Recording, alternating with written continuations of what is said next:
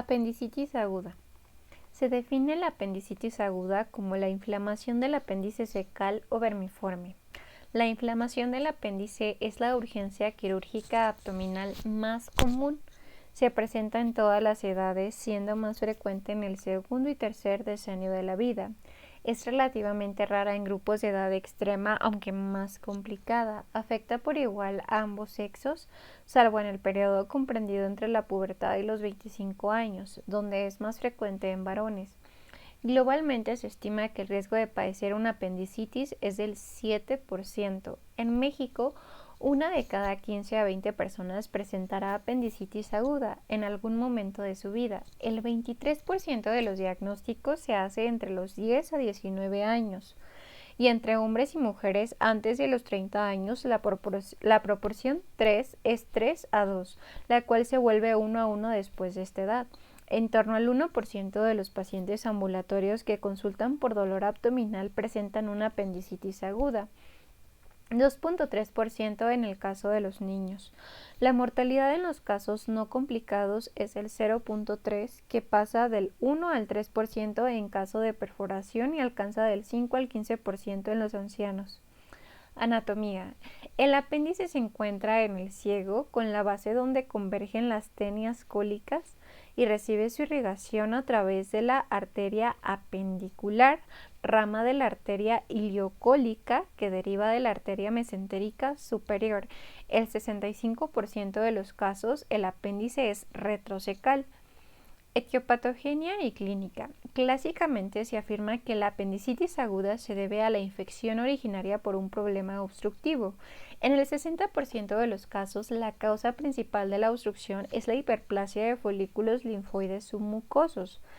En el 30 al 40% se debe a un fecalito o apendicolito, raramente visible en la radiografía, y en el 4% restante es atribuible a cuerpos extraños. Excepcionalmente, 1% es la forma de presentación de tumores apendiculares que en su crecimiento obstruyen la luz, carcinoides o tumores de ciego en la base. Sin embargo, recientemente hay autores que afirman que el evento inicial en la patogenia de la apendicitis es una ulceración de la mucosa de causa viral o bacteriana. Sobre todo ha sido implicada la Yersinia. La historia natural de la apendicitis comienza con la obstrucción de la luz, que provoca un acúmulo de secreción mucosa, distensión del apéndice, compromiso del drenaje venoso y linfático y sobrecrecimiento bacteriano, apendicitis focal aguda. La inflamación y el aumento de la presión en la luz en esta etapa son percibidos por el paciente como dolor visceral mal localizado. El dolor es el primer síntoma de una apendicitis, que tiende a ser periumbilical o epigástrico. Esto es debido a que el apéndice y el intestino delgado tienen la misma inervación. En este momento aparece ya en la exploración los signos de irritación peritoneal, primero la hipersensibilidad y el rebote o Blomberg, después los restantes. Cuando la invasión bacteriana se extiende a la pared del apéndice, fase supurativa aguda, la serosa e inflamada del apéndice entra en contacto con el peritoneo parietal, reflejando un dolor somático que se origina en el peritoneo y se percibe como el desplazamiento clásico del dolor a la fosa ilíaca derecha. Recuerda, los signos que tienen más valor predictivo en una apendicitis son dolor, fosa ilíaca derecha, signos de irritación peritoneal, migración del dolor desde el mesogastrio a la fosa ilíaca derecha. Tipos de apendicitis: catarral o mucosa, inflamación submucosa macroscópicamente normal, flemonosa, ulceración de la mucosa, purulenta, exudado purulento, luz y periapendicular, y gangrenosa, necrosis y perforación, peritonitis localizada circunscrita, absceso, plastrón, peritonitis difusa, apendicitis aguda, flemonosa. La progresión del edema, secreción e infección lleva a una oclusión del flujo arterial, apendicitis gangrenosa. Finalmente, el incremento de la presión intraluminal provoca una perforación de la pared. Los fecalitos se asocian más frecuentemente con progresión hacia apendicitis gangrenosa. Diagnóstico. El diagnóstico de la apendicitis aguda es clínico en el 80% de los casos. Ante un paciente con dolor en la fosa ilíaca derecha, fiebre y alteración analíticamente destaca la existencia de leucocitosis con neutrofilia y desviación a la izquierda, así como el aumento de proteína C reactiva. Esta última aumenta progresivamente con la inflamación. En los casos dudosos, sobre todo niños, ancianos y mujeres en edad fértil, se recurre a técnicas de imagen, TAC, mayor sensibilidad o ecografía, preferible en niños y mujeres jóvenes. Diagnóstico diferencial. Determinados cuadros clínicos simulan con tal exactitud una apendicitis aguda, que son causa de la parotomía en ocasiones. Se detalla a continuación los cuadros que no se explican en otros capítulos. Adenitis mesentérica suele estar precedida de una infección de las vías respiratorias altas. El dolor es más difuso y puede haber linfadenopatía generalizada. El tratamiento es la observación, ya que cede de forma espontánea. La infección por Yersinia enterocolítica y pseudotuberculosis produce adenitis mesentérica, ileitis, colitis y apendicitis aguda. Gastroenteritis aguda. Puede haber calambres abdominales. En la gastroenteritis por salmonela el dolor es intenso con rebotes, escalofríos y fiebre. En la gastroenteritis por fiebre tifoidea puede perforarse el ilion distal, lo que requiere intervención quirúrgica inmediata. Apendicitis epiploica. Se debe al infarto de algún apéndice epiploico por defecto de riego por torsión. Enfermedad inflamatoria pélvica. El dolor y la hipersensibilidad son de localización pélvica y el tacto rectal es imprescindible, ya que el dolor a la movilización del cuello produce intenso dolor.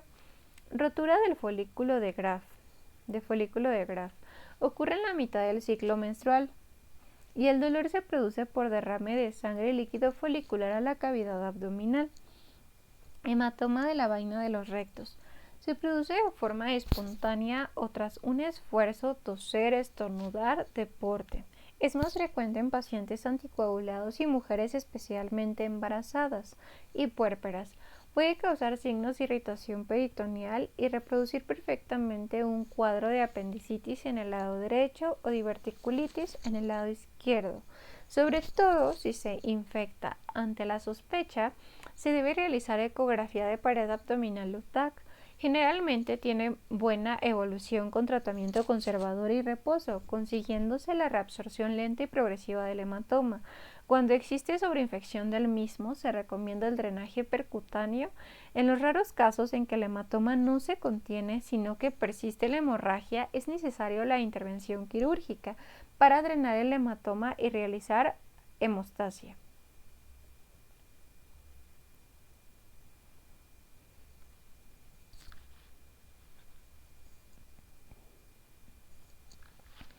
Origen anatómico del dolor periumbilical en el cuadrante inferior derecho en el diagnóstico diferencial de la apendicitis periumbilical, apendicitis, obstrucción del intestino delgado, gastroenteritis, isquemia mesentérica.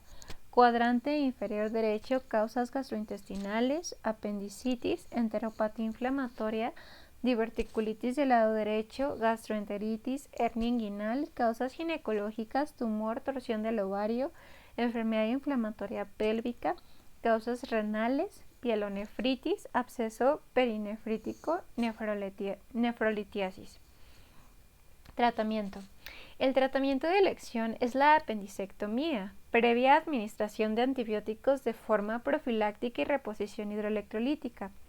El antibiótico recomendado es la ceftriaxona, 1 gramo intravenosa o cefalotina de 1 a 2 gramos intravenosos, más metronidazol 500 miligramos intravenosos, administrados durante la inducción anestésica. Como alternativas en alérgicos se plantea la clindamicina más aminoglucósidos o fluoroquinolonas o metronidazol más aminoglucósidos o fluoroquinolonas, aunque la pauta es modificable según cada centro hospitalario.